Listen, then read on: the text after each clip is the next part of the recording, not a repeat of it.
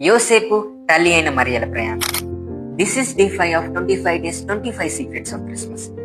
రాజైన కైసరు ఐగుస్తు ఆజ్ఞ ప్రకారం ప్రజా సంఖ్యలో రాయబడుటకు గలిలియాలోని నజరేతు నుండి యూదాయలోని బెత్లెహేముకు వెళ్తారు.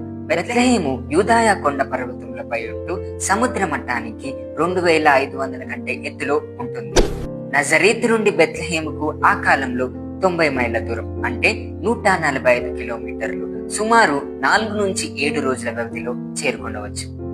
రెండవ ప్రయాణం.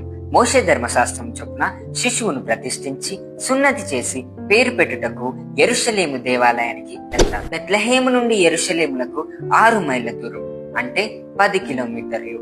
ఒక రోజు కంటే తక్కువ వ్యవధిలో చేరుకొనవచ్చు. మూడవ ప్రయాణం.